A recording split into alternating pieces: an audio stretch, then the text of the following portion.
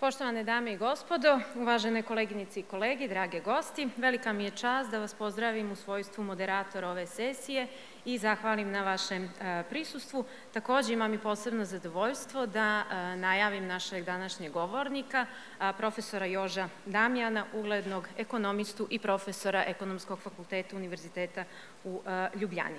U svom današnjem predavanju profesor Damijan će se osvrnuti na jedno od ključnih pitanja savremene fiskalne politike, a to je može li se istovremeno očuvati fiskalna stabilnost i podsticati održivi ekonomski rast, posebno u svjetlu reformisanog fiskalnog okvira Evropske unije. Profesore, izvolite. Dobar dan. Prvo, čestitke organizatorima na organizaciju ovog stvarno velike međunarodne konferencije, stvarno je napravljeno na visokoj razini. Nadam se da ćete moći to ponoviti i sljedeće godine. Hvala na pozivu. Vrlo mi je drago što sam ovdje, sad već druga godina što sam ovdje prisutan. Organizatori su me zamolili da nešto kažem o tome, o održivosti javnih financija u kontekstu Europske unije. A pošto imam mali problema sa terminologijom na crnogorskom jeziku, ja sam odlučio da imam predavanje na engleskom, a onda će diskusija biti kasnije na crnogorskom jeziku. Today I will talk about this trade-off, or whether there is a trade-off between the public finance sustainability and economic growth. And first of all, I will talk about, first I will say that debt, right, is not a major problem that the EU is facing, right? Though we put a lot of efforts into it. The major problem of the EU that is now EU having is actually very slow growth. Okay, and then I'll document that later. And then I will talk about these fiscal frameworks that the EU has enacted after we adopted the monetary union since '99, and I will discuss them in more detail, and then I will also ask myself and also general question at the end, whether this new reformed fiscal framework is fit for purpose, actually, whether we can achieve that, what actually European Union or the Euro area countries were trying to do over the past 2 decades. First of all, so let me show first what is the major problem of the EU. The major problem of the EU is slow economic growth. So in this figure, you can see the productivity pattern of the European Union as compared to the US. And EU was very successful after the Second World War. You can see that European Union almost caught up the US in terms of the productivity, but then something happened in the mid of the 90s. This figure is from the Draghi's report. As you can see here, after the mid of the 90s, we see this trend of decreasing or stagnating productivity growth in the European Union, and this is what they call now is a long stagnation, actually. You wouldn't see it unless you compare it to the other countries. See, here, like 30 years, the productivity growth in EU was kind of stagnating. You can see this. Okay, now it works. So if we compare now this productivity growth of EU with the US and Japan, you would see 2 things. First is, so since 1995 until 2022, the United States increased its productivity by 50%, and the EU, Euro area countries were able to increase productivity by only 15%. But the most shocking issue that stems from this graph is the pattern of productivity growth of Japan. As you all know, for the Japan, after the financial crisis in 1991, it got into a long and a very long recession, and we usually call this the lost decade. But there was one lost decade, and now we are already in the 4th lost decade. But when you compare this productivity growth in Japan to the Europe's productivity growth, you would see that actually productivity growth in Japan was much higher in that period. So if we are talking about the Japanese last decades, actually we should talk about the Europe's last decades, right? And So if we compare that to China, of course, no, this is very dramatic because China in that period increased productivity by 700%, but we were able to increase it only by 15%. And the true benchmark actually for us now in this competitiveness game should be actually China and not the US, because also the US was very bad at productivity growth in that time. But then, okay, does it work? Why was EU lagging in terms of the productivity growth over that period? There were several explanations for that. And one of the explanations for that was made by Mario Draghi in his competitiveness report from September last year. And what he was saying is that after the financial crisis in Europe, between 2009 and 2019, the collective cyclic adjusted fiscal stance in Eurozone countries was like running permanent, on average, budget surplus, while in the US, they were running quite significant budget deficit of almost 4%. And if you count together all these deficits, so in nominal terms, right, all these primary deficits in absolute terms would then imply that in the same period of these 10 years, the US has injected like 14 times bigger stimulus into their economy than the Euro area countries. That means we compare like 8 trillions of stimulus in the US to less than 600 billion of stimulus in the Euro area.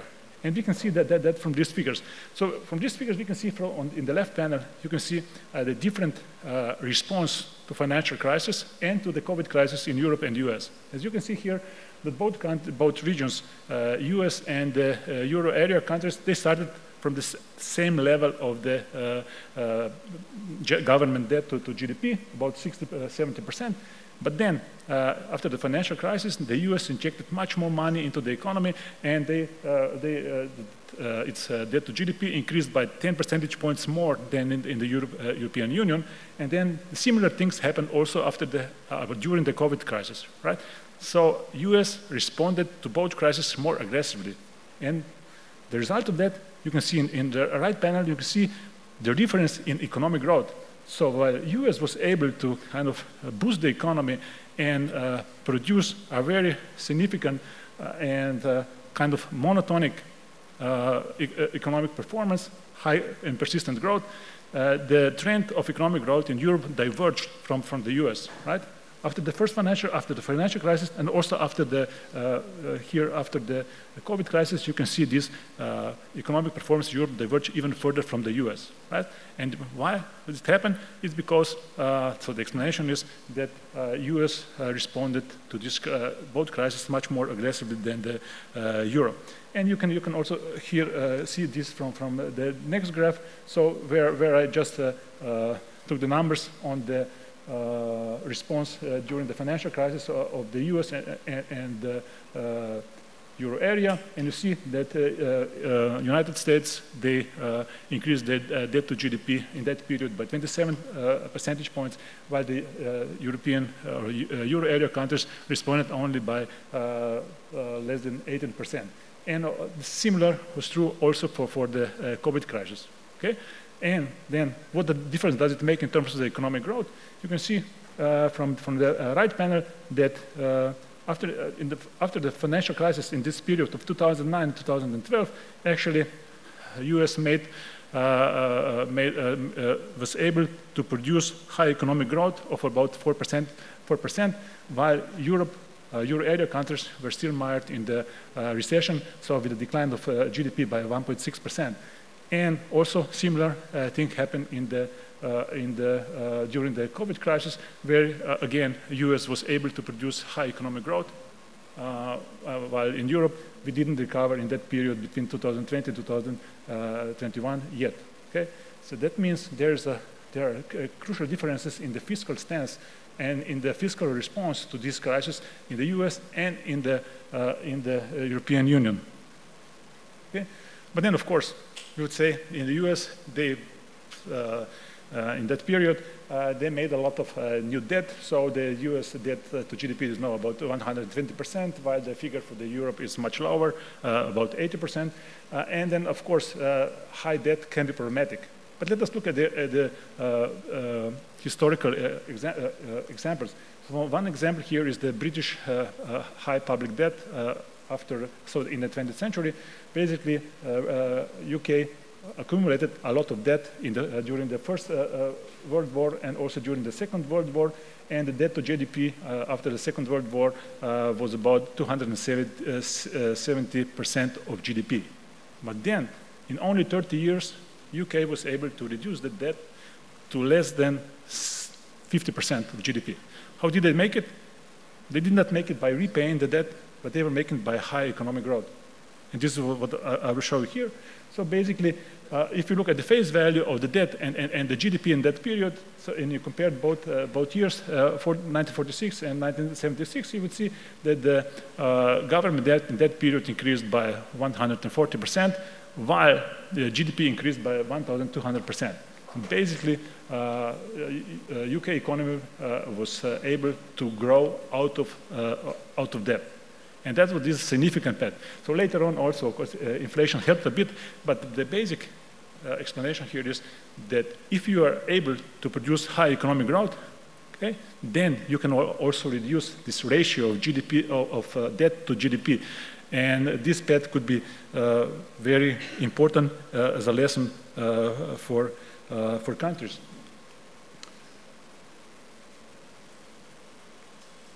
Okay, so what did we learn so far?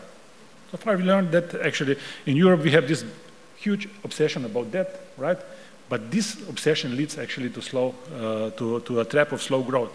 And then the second lesson is that the debt can't be paid off by economic growth. But I don't think actually we in Europe we learned that lesson, and this might be also due to historical reasons. You know, in Germany they are obsessed with debt because of their hyperinflation in the early 1920s. But actually there is no empirical confirmation in economics that would show that inflation actually stems from high debt. But nevertheless, the Germans, they are obsessed with debt, and that's why also European Union and the Euro area countries are obsessed with that. While on the other side, in the US, you know, their historical experience is with the Great Depression, where actually they witnessed a very large increase in unemployment. Unemployment increased to about 27%, and this was a kind of true nightmare for the US, and that's why their central banks European Central Bank and the Federal Reserve, they had very different objectives regarding the monetary policy. In the EU, so the European Central Banks, so the primary objective is the price stability, while the US, the Federal Reserve has dual mandate. And the first objective is the full employment, and the second one is the price stability. This is because of these historical reasons, right? Okay. Let us now talk about these frameworks in financial frameworks. So EU countries agreed back in 1992, you know, to form the monetary union, and because of the German pressure, because Germany feared that, you know, some countries would run irresponsible fiscal policies, under German pressure, the fiscal framework was created that was called at the time Stability and Growth Pact from 1998. That kind of so the goal was actually to keep the public deficit low, and also to prevent countries from increasing their debt to GDP over 60% of the GDP. But then, of course, the first two countries that violated that were Germany and France, and that fiscal framework was then suspended, modified, and suspended again. And then after the financial crisis, a new framework was enacted, which was called the Fiscal Pact. So it was in December 2010, and then it was introduced in 2011. And this pact was then suspended into 2020 after the outbreak of COVID. And then after 2 years, after several consultations by the European Commission, we have now a new fiscal framework, which is, as I will comment later on, it's kind of promising, but still complicated. Okay? But what's the problem of our fiscal frameworks in Europe is the opposite of what Ben Bernanke said about the quantitative easing. You know, Ben Bernanke was the chairman of the Federal Reserve, and he was the guy who was actually starting the quantitative easing, this monetary experiment, right? Experiment with the monetary policy, and he said it doesn't work in theory, but it does work in practice. But we have a different case in Europe, All these fiscal frameworks in Europe, they look nice in theory, right? But then in practice, they didn't work. And I'm also afraid that also this new framework will not work. It's not fit for what it was made. So just a very brief observation about this first framework that we had. So we had a fiscal rule at that time. So this second framework, and we had so each country, it was country specific. So each country had to write this fiscal rule into the constitution. But there were also two common EU rules. One was the structural deficit should not be bigger than 0.5%. Of GDP, and there was a 120 rule. So basically, the country should reduce its excess debt over 60% of GDP in 20 years to 60%, right? But of course, this meant that the fiscal policy was very restrictive, and this led to, or this prevented countries from recovering from the financial crisis. And then in 2014. Mario Draghi, as a president of the ECB, he made a big call in the sense that he enacted the monetary easing in European Union, and in that way he created the fiscal space in the Eurozone countries, especially in Italy and Spain. And then the economic growth started to recover, and we had a kind of a revival of growth. But then there was COVID, and this framework was then suspended. Most of the economists actually were very critical about this framework before 2020, and there was a consensus among the economists that it is pro-cyclical, in the sense because all these estimates, it was based on the estimates of the potential GDP and the output gap, which looks very nice in theory, but in practice actually it's a nightmare because it depends on the methodology. Because you estimate the potential GDP either by productivity, the productivity growth function, or even with statistical methods like some kind of Hodrick-Prescott filter and so on, but then it's very problematic. And this estimate change not only in advance, but also when you estimate it using the previous data, this estimate change also for the past period, and then it means that also all the recommendations and the political decisions that were made before, a year before, or the previous year, could be forced just because of this let's say, unreliability of these estimations of the output gap. And some economists wrote that actually using this approach was useless or even dangerous to use it for making the fiscal policy.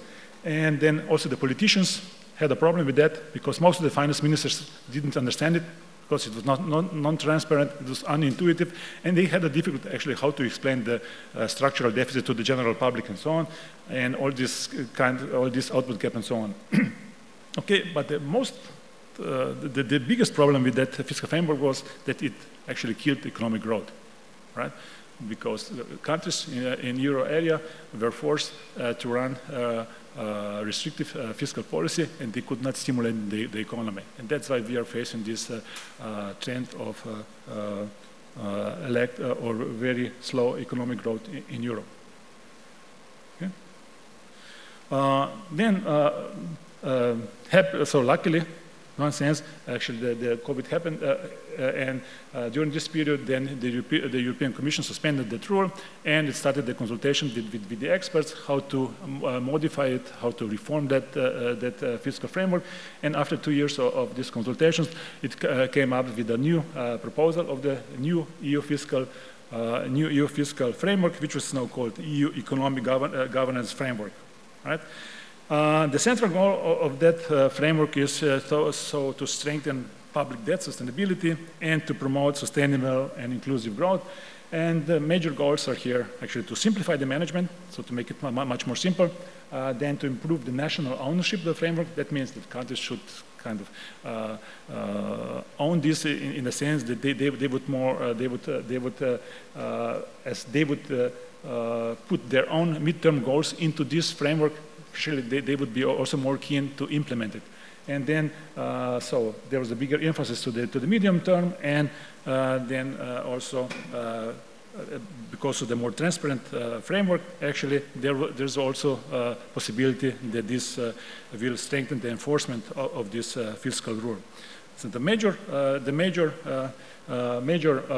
goal of this fiscal framework is basically to help countries to reduce these high public debt ratios in a more realistic, gradual, and sustainable way.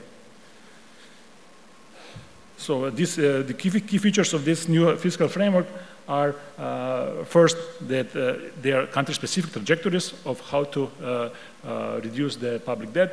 There are also now medium-term national fiscal plans which are incorporated into these trajectories, and these expenditure benchmarks are based on a new analysis which we call debt sustainability analysis, DSA, and there's a big emphasis on deficit and debt control.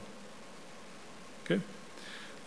So the core issue here is this debt sustainability analysis, which basically estimates the country's ability to service debt over the medium term, and it's based on the projections of economic growth, interest rates, primary balances, and fiscal multipliers, and the goal is to assess the long-term debt sustainability and to put economies on a trajectory of steadily declining debt. How it works? Basically, European Commission presents a 4-year reference plan for each country, where it shows how the country should reduce its public debt. And the aim, of course, is here to bring the debt down and also to keep the deficit below the 3% of the GDP. Then the member states have the opportunity to submit their own plans, and then their own plans can be then incorporated into this adjustment path. And the countries can also propose a longer adjustment period. So basically, the adjustment period is 4 years, but then countries can propose a longer period. But actually, this proposal should be supported by a credible set of reforms and investment commitment, so that countries would then show that this would lead to a sustainable debt reduction. So also in line with the common EU priorities and objectives. And then the Commission would assess these plans, and after the positive assessment of the debt would made, if the countries could show actually that the debt would decrease over time, and that the goal of the low deficit would be achieved, so lower than 3%. And then, of course, there is a monitoring issue here as well, so the countries should every year submit these annual progress reports on the implementation of that framework, and the Commission would then evaluate that and monitor the implementation of the plans. So what is the definition of sustainable debt, and how does European Commission assess that? It's basically European Commission uses this evaluation approach. So first there's a basic scenario made, and then European Commission tested by running 3 deterministic stress tests. First stress test is the one with the structural balances deteriorating compared to the adjustment baseline. Then the second one is with the worsened difference between the GDP growth rate and the interest rate, R minus G. And the third one is the stress test when the market interest rates temporarily increase. And at the end, also there's a stochastic evaluation of that with using a stochastic model. But okay, I will not bore you with that. How will this new fiscal framework work? So my critical evaluation of that new fiscal framework is based on two issues. First, how methodologically sound is the new fiscal framework? And second, is this new fiscal framework fit for purpose? That means whether can we achieve here not only debt sustainability, but also stronger economic growth in Europe? And second, does this framework also fit a very ambitious EU agenda regarding the green and digital transition and then competitiveness, boosting the competitiveness, and also now with the defense spending? Okay? And I will briefly discuss these few issues. A lot of economists have made the evaluation of that plans, and basically, what they found is that it can be, pardon, I was too fast. Basically, what they found is that there are several weaknesses related to this new framework. For example, Olivier Blanchard, he was a chief economist at the IMF before, and Zettelmeier, he is now a director of think tank Bruegel in Brussels. In their analysis, they shown actually there is a huge optimism bias incorporated in that framework. Then IMF economists showed that there's a huge unresponsiveness of this approach to the external shocks, like demand shocks. Then at CEPR, Bruegel said that actually this is too universal approach because the countries are in very different positions. At Vienna Institute, they said actually that this framework can crowd out investment, especially in green and digital transformation. And EU Parliament studies showed that actually there is a lack of transparency and democratic oversight over this framework. So similar to the previous framework. Okay. Let me just briefly assess some of the key problematic issues of this new fiscal rule. This is based on the study made by Philip Heimberger and his colleagues last year, and they showed actually there are key three unrealistic assumptions in this debt sustainability analysis. First is the very low short-term multiplier, right, of only 0.75, though most of the econometric studies show that this multiplier is bigger than 1, and it's bigger in the recession, it's even bigger in the more severe recession, and so on. And that was the mistake also that was made back in 2010 with the first aid package to Greece, where this Troika, so IMF, European Commission, and ECB, their assumption on fiscal multiplier was that this multiplier is very low, 0.5%, while in practice it was much bigger, as it was shown later by Blanchard and his colleague. This multiplier was 1.1. At 1.5, and that means basically that if we assume that multiplier is low, then we also assume, then we also project actually that whatever we do with the fiscal consolidation, this will have a very low effect on the economic growth, right? So if we reduce public expenditure by 1 percentage point of GDP, this will only lead to a modest recession of, let's say, 0.75%. But if those multipliers are higher, then means that when you engage in this restrictive fiscal policy, this will lead to a much bigger recession. Okay? That was one problematic issue. Another problematic issue is that the effects of fiscal adjustment would disappear very quickly. That means, that this output gap would close in only 7 years. That means, after 7 years, the actual GDP would return to the potential level, and we don't have a problem anymore.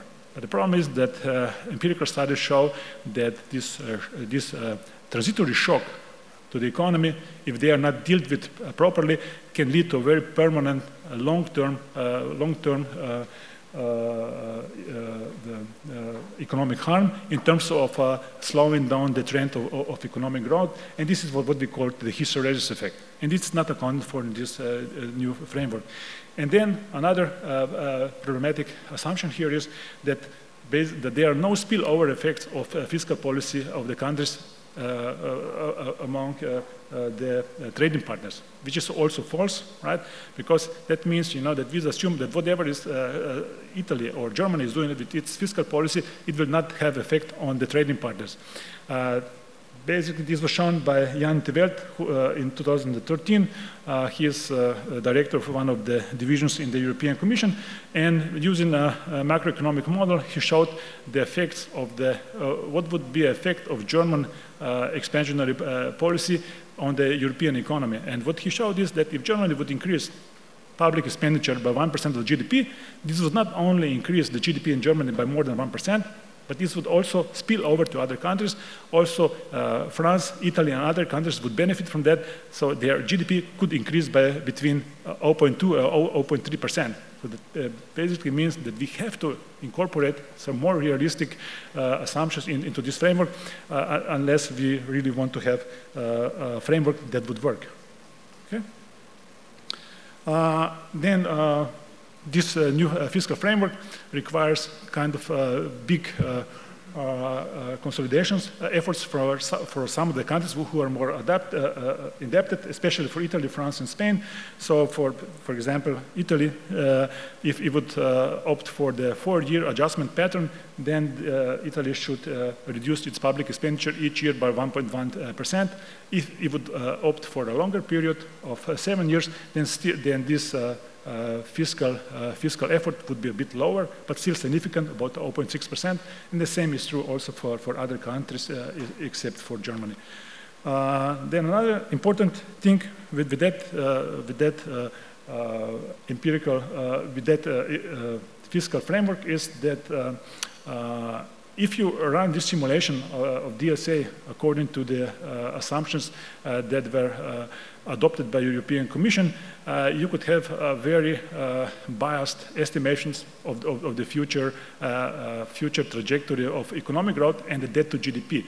And what Hamburger and his colleagues showed is actually that the projections made by the European Commission are very optimistic. So this black line is the projections made by the European Commission based on their assumptions, and they show that if Italy would reduce its public expenditures according to this adjustment path, so the growth would slow down, but still Italy would not get into a recession.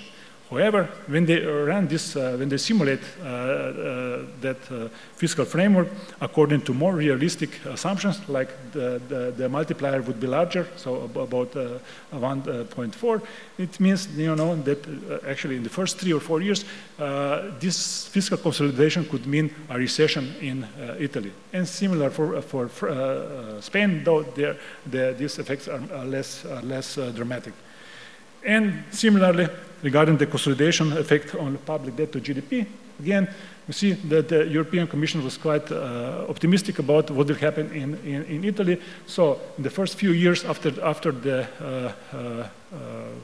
Italy would engage in this restrained fiscal framework, the debt to GDP would increase, but if we use more realistic assumptions, actually this debt to GDP would increase even more, by about 4% in Italy and France, and about 3% in Spain, and also about 2% in Germany. So that means this fiscal framework, could be very problematic because of these problematic assumptions that are used in that.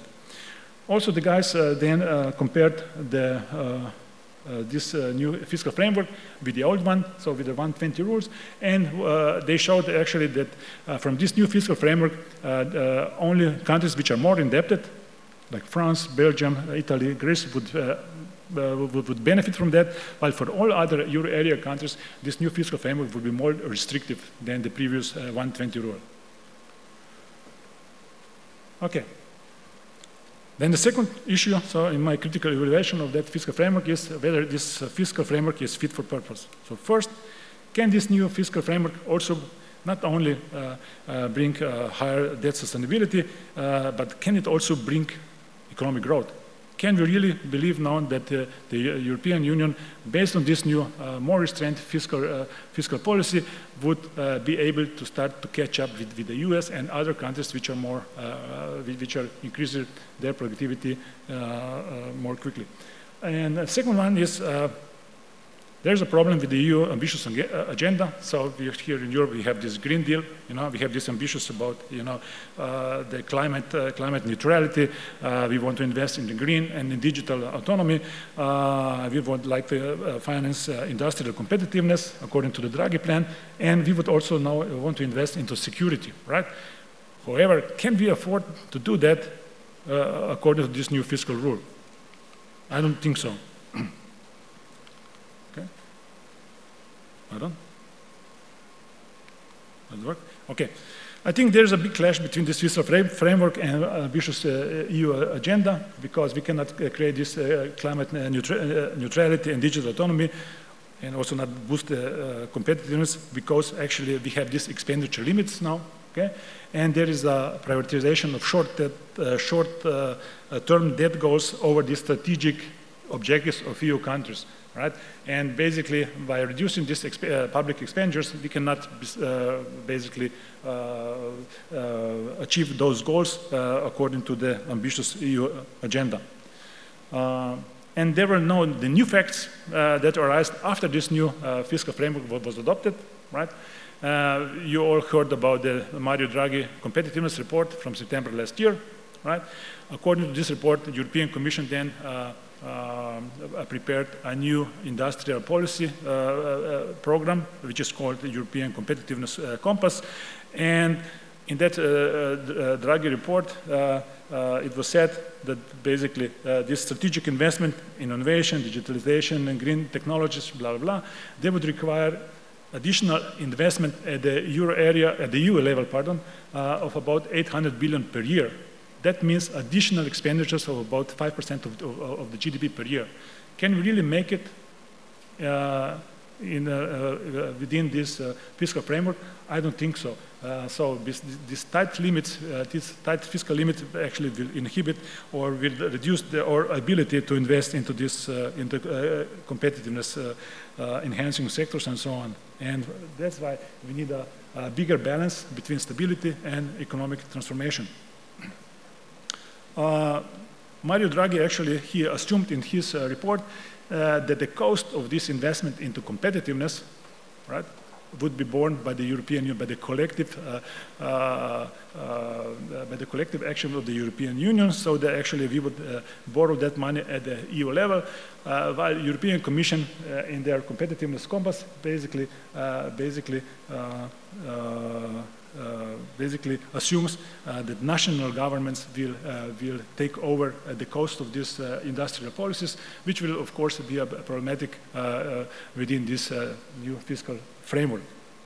And then the next problematic issue, the next new fact that we are facing right now is that after the presidential election in the US, right, it seems that the strategic interests of US and the European Union are not aligned anymore. And basically now the Europe will have to take care for its own security, which means higher defense spending. Then European Commission reacted to that, by a new plan, which is called ReArm. You probably heard about that, right? And the plan is actually to mobilize 800 billion of funds for spending for defense spending, right? But the plan is problematic in the sense that from that 800 billions, 150 billions would be made available as a loan from the European Commission, but the rest, 650 billions, should come from the national spending, right? And the European Commission then sets a kind of a precedent here in the sense that it proposed a suspension of part of this fiscal framework to accommodate for this defense investment. That means those countries that would decide to invest more into defense, right, they would be exempted from this, this investment would be exempted from the calculation of the fiscal deficit, right? But of course, this is now a new precedent, and basically we also need to do the same also for green and digital transition, and also for the competitiveness goals in order to make it work. Some recommendations after that, after evaluating those this new fiscal framework for Europe, I would say that first we have to get obsessed with, over debt. Our priority should be made to growth and strategic autonomy of the European Union. We should invest more into this, right? We should enable also flexibility for, say, rule-based exemptions that would support EU strategic priorities and long-term goals. And actually, those investments that are strategic for Europe, they should be exempted from the calculation of the fiscal deficits, or we should allow common borrowing at the EU level. That means somebody has to take the cost of that, and I think it's better that it's done at the European level. Otherwise, we will never do it. So we will never achieve these goals. And then we should also reassess all these assumptions that are used in the DSM models. We should strengthen, in particular, these counter-cyclical fiscal components to ensure that they would also help the macroeconomic stabilization. And finally, we also need to improve the transparency and democratic oversight by the member states. To conclude, is this new fiscal framework fit for purpose? I don't think so, in the sense that it's still very complicated. It still relies on very problematic assumptions, and which brings a lot of uncertainties into this framework. And most importantly, it would hinder the EU growth and our strategic agenda. And at the end, I don't think we need to talk about the trade-off between the public finance sustainability and economic growth, because they can go hand in hand, right?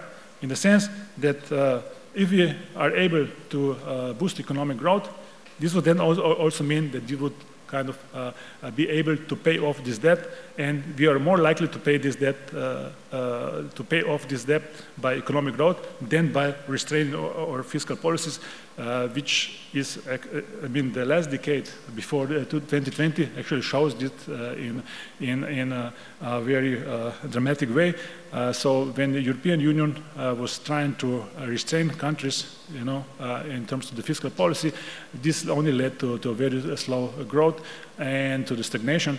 And actually now we should really change this framework if we really want to increase or improve the European competitiveness position, and also boost the competitiveness growth, and also achieve all the other goals in terms of the strategic autonomy. Thank you very much for your attention, and I'm looking forward for the discussion.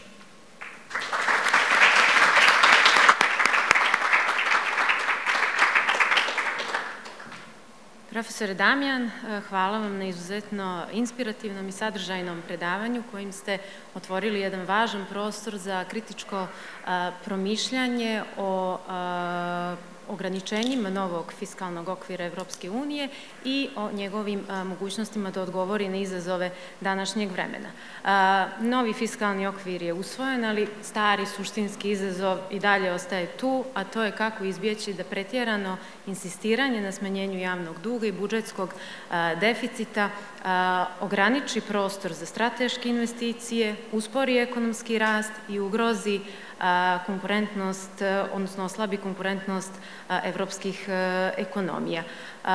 U kontekstu višestrukih i produbljenih kriza sve je jasnije da fiskalna pravila moraju biti fleksibilna, odnosno moraju obezbijediti očuvanje stabilnosti, ali istovremeno i da omoguće strukturne promjene i jačanje strateške autonomije.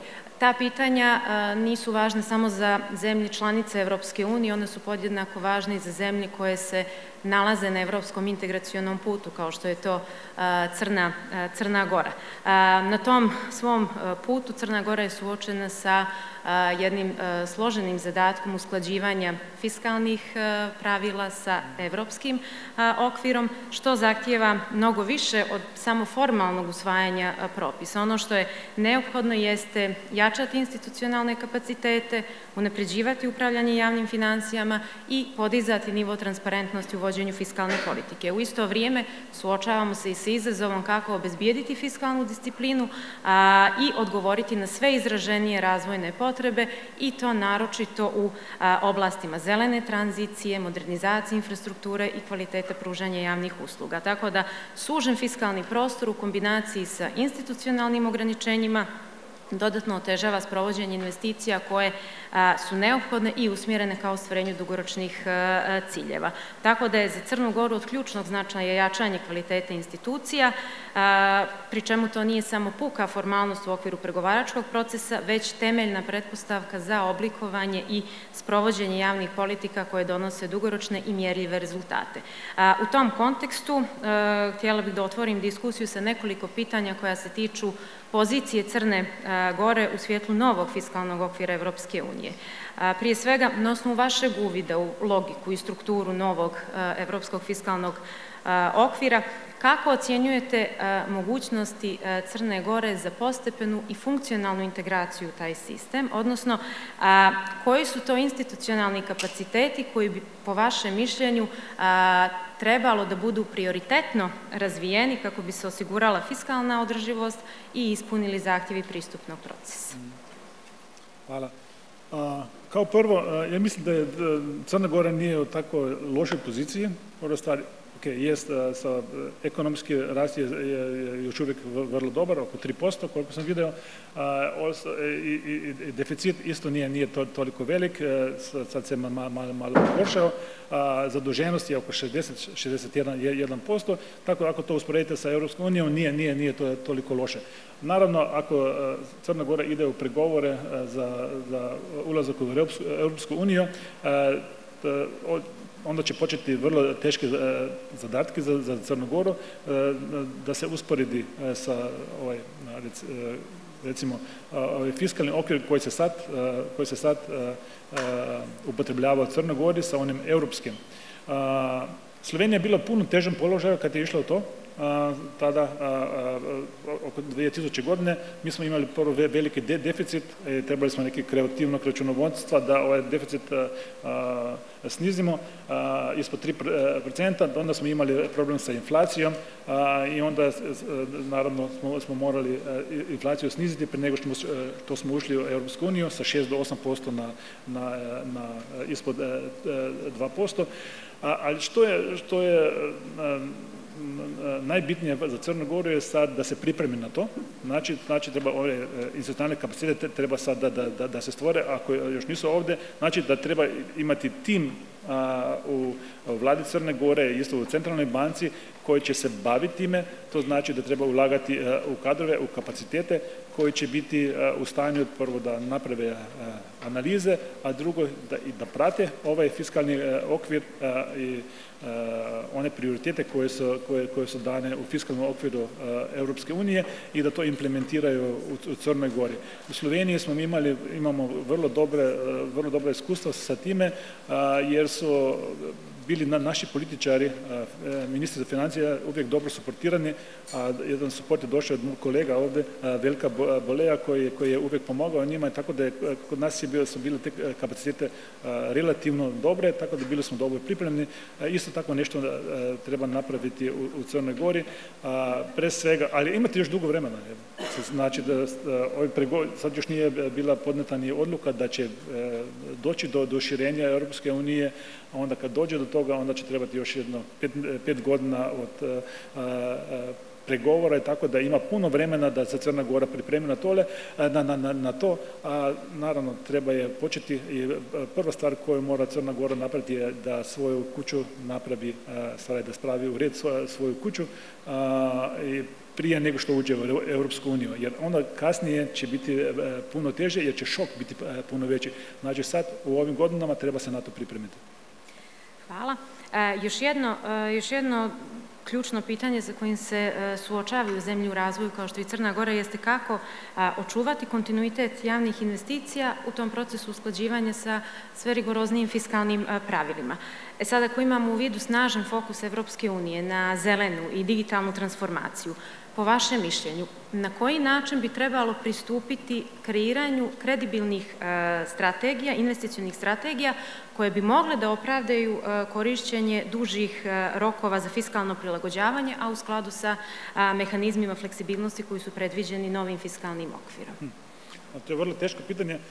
Vidite, svaka država ima vrlo specifičnu situaciju. Znači, Crna Gora po svojoj ekonomskoj strukturi nije jednaka kao Slovenija, nije jednaka kao neka Češka i tako, jer više je podobnija je Hrvatskoj, jer više servisna ekonomija. Znači, ima relativno malo industrije, to je jedna stvar, a na drugoj strani, otkad je bio zatvoren onaj aluminijski kombinat, više nije problem ni sa energijom, znači Crna Gora je, mislim da je već eksport izvoznik energije, električne energije, tako da ova zelena agenda za Crnu Goru nije ni toliko bitna.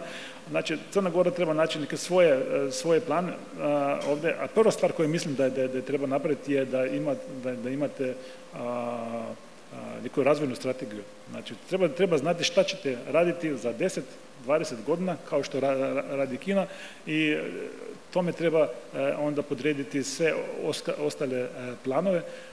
Znači, ako hoćete napraviti industrijski sektor koji je high-tech sektor, tako nešto, onda treba naravno napraviti plan o tome i treba imati plan kako će se investirati to, koliko će investirati, koliko će pomoći država sa svojim financijskim suportom, a koliko će investirati privatna poduzeća, ali treba imati plan, to je bitna stvar. Trebate znati što vi želite, jer ne možemo ovdje čekati na Europsku uniju, te stvari, i ova green agenda, green deal, te stvari, znači ovi su bili napravljeni pre svega za Njemačku i slične države, ali Crna Gora ima sasvim drugu strukturu, znači treba naći neku svoju viziju ovdje i treba ovu viziju onda inkorporirati i u sve fiskalne planove budžeta za iduće godine i kasnije ako dođe do ulaska Crne Gore u Europsku uniju, naravno treba to inkorporirati u ovaj novi fiskalni okvir Europske unije, treba da bude kredibilno. Prije nego što damo mogućnost publici da postavi pitanje, još jedno pitanje. Spominjali ste Sloveniju.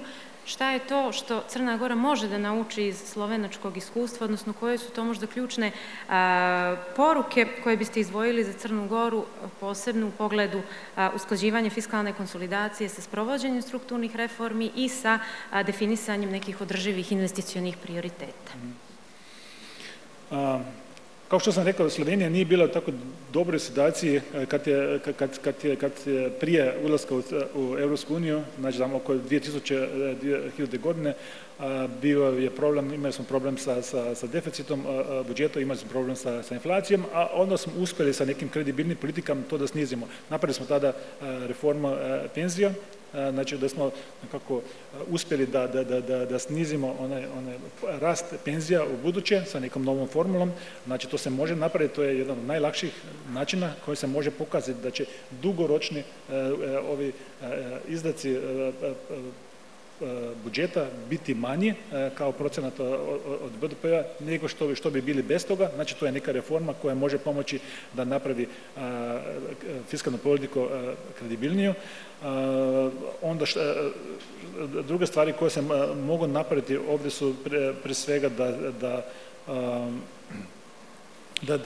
da se pogleda kakva su iskustva drugih zemalja bile o tome, znači kako su to druge države napravile, i Slovenija može biti jedan takav primjer, i Crna Gora ima puno dobrih, neću reći da eksperata, znači puno ih je studiralo u Sloveniji, bilo bi vrlo dobro da se kao u nekom programu tehničke asistencije dođe i u Sloveniju i u druge zemlje, da se vidi kako su to druge zemlje napravile kao pripremu na ulazak u Europsku uniju. Nije to neka teška stvar, treba samo vidjeti kako su drugi napravili, onda to nekako kopirati i napraviti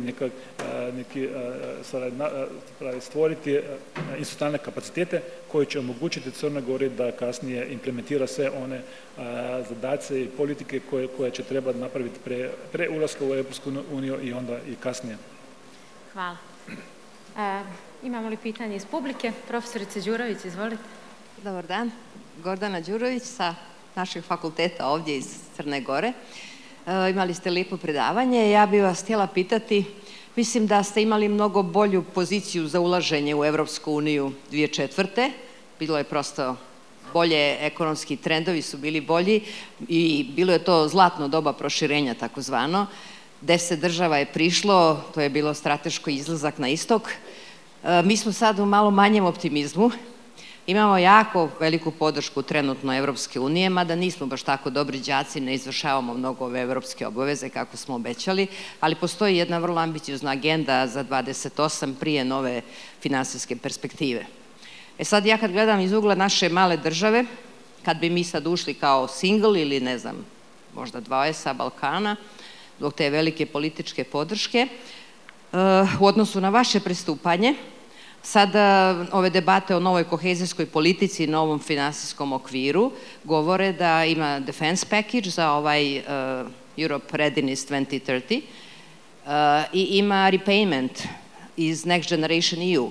Znači imamo 2 burdens, 2 ograničenja u novom MFF-u, kad mi bi sad ušli, koji kažu da sad raspoloženje je da bi se išlo za investiciju u competitiveness, da mora ići još više izdvajanje. I sad vidim da su ove debate oko kohezijskog okvira vrlo dinamične i vrlo neizvjesne i da su se jedna i druga strana i neto primaoci i neto davaoci naoštrili šta će na kraju ispasti, da li će se povećavati evropski budžet i na šta će biti usmjeren. Iz tog ugla, kad mi gledamo sa našim malim ekonomskim performansama, gdje smo mi na BDP per capita u paritetu kupovne moći 51, ima li tu prostora za male zemlje i da li će kohezijska politika ipak ostati prema nama usmjerena u smislu da bude one solidarnosti kao što su prije Španija, Portugal, Irska i Grčka učinile kad je istočni blok pristupio, pa su i Tony Blair smanjili svoje povratak sredstava iz evropskog budžeta tada i kohezijske zemlje se dogovorile da manje budu participativne, da ima prostora za nove države članice. Zajedničko zaduživanje, novi talas koji ide i za defense technology i za competitiveness je način, kao što ste i govorili, da se lakoća pozemljivanja prebaci na evropski nivo. To je sigurno iz ugla Grčke i Portugala super. Iz ugla Njemačke jedva je prošlo u zadnji čas prije Merca. I dobro su to uspjeli. Trebala nam je ta njemačka vlada. Svi smo je jedva čekali. Pa moje pitanje za vas, da li strepite da zbog mogućeg rasta evropskog budžeta, većega izdvajanja, bez obzira na CBAM, na ETS, na Tax Corporation, na sve neke druge oven resources koji će možda doći, da li strepite da će dogovor biti jako težak, da će biti veća fiskalna integracija, neminovna, i da li će to pogoršati položaj malih zemalja kao što smo mi, da nekako uskočimo u taj budžet koji 7 godina, za nas je to 20 godina, mi ne znamo uopšte da planiramo duže od 2 godine. Eto, hvala. Hvala vam na pitanje. Vrlo teško odgovoriti na te stvari. Ali prvo što smo naučili do sada je da kad dolazi do širenja Europske unije, ona to dolazi u paketima. Znači, bio je ona veliki paket kad su ušle ovih 10 država, onda je bila Hrvatska kao jedna koja nije bila u paketu, ali, molim? Da, oni su sa zakašnjenjem trebali ući jer nisu bile fit za ulazak, tada sa ostalim, ali to je bilo u paketu, sve je bilo u paketu. Isto sad, ja mislim da Europska unija ima veliki strateški interes ovdje na Zapadnom Balkanu, to se vidjelo, pogotovo zbog ovog velikog utjecaja Kine i Rusije, i mislim da će biti ovdje napravljen neki strateški potez, znači kako ove države integrirati u Europsku uniju zbog ovih geopolitičkih interesa. Tako da mislim da će do toga doći. A ako dođe do toga, onda ja se ne plašim toliko za Crnu Goru kao malu zemlju, te stvari, jer fakt, činjenica je da su sve ove zemlje na Zapadnom Balkanu manje razvijene, znači kao ste pomenuli, GDP per capita je kao 50%, otprilike 50% od prosjeka Europske unije, a to znači da ćete biti onda, kako se to kaže, da ćete moći dobiti ove europske fondove. Znači tamo je ona granica da samo one regije koje imaju manje od 75% prosjeka Europske unije, one su koje mogu dobiti te fondove, a mislim da će to vi doći, da će vi to moći iskoristiti. Jedini problem koji ja vidim ovdje je ako će ovaj paket biti napravljen tako da će u Europsku uniju ući zajedno zemlje Zapadnog Balkana i Ukrajina, znači jer Ukrajina će biti velik problem, jer je velik, i Moldova možda, da, jer je to je veliki financijski zahvat, Znači, a toga se plaše i Poljska, Rumunija, Bugarska i ostale države koje su sad veliki dobitnici iz europskog budžeta i oni će napraviti sve da se to ne desi. Da, tako da ove zemlje i zbog poljoprivrede, znači to će biti dva velika problema za Europsku uniju, tako da možda i neće doći do paketu, ali ako dođe paket, onda će Ukrajina dobiti većinu ovih fondova i manje će ostati Crnu Goru, ali ako to usporedimo sa GDP-om Crne Gore, to će još uvijek biti puno ili dovoljno, a sve zavisi kasnije kako će biti uspješni, jer Slovenija, znate, već sad ne bi mogli dobiti te fondove da nismo podelili Sloveniju u dvije regije, znači na zapadno i istočno, znači sad zapadna regija više ne može dobiti, a istočna može. Tako da ovdje može biti i kreativan i te stvari, ali ja se ne plašim toliko oko toga. Ja se više plašim druge stvari, znači ako ne dođe, ne proširenje Europske unije, a nego podubljivanje, to je za mene najveći problem, jer kad dođeš u Europsku monetarnu uniju, onda počnu problemi sa zajedničkom monetarnom i fiskalnom politikom, koja može biti onda vrlo problematična za države, jer više ne omogućava ono samostalno, autonomne investicije u nacionalne prioritete. Hvala. Dobro. Imamo još par minuta do kraja sesije, tako da bih se ja vama još jednom zahvalila što ste bili danas sa nama i vjerujem da je današnja diskusija pokazala da o fiskalnim pravilima ne možemo da govorimo samo kao tehničkom okviru, već kao o pitanju koje snažno oblikuje razvojne puteve zemalja, nezavisno od toga da li su u pitanju zemlje članice ili zemlje koje se nalaze u procesu pristupanja. Za Crnu Goru evropske integracije su mnogo više od administrativnog usklađivanja sa pravnom tekovinom, one znače i prihvatanje evropskih vrijednosti, fiskalne odgovornosti, transparentnosti u upravljanju javnim sredstvima i izgradnje snažnih institucija kao temelja održivog razvoja. Tako da iz tog razloga i pored svih kompleksnosti, izazova i problema, ipak mislim da za Crnu Goru nema dileme, evropski put ostaje strateško opredjeljenje. Hvala svima na pažnji i na prisustvu.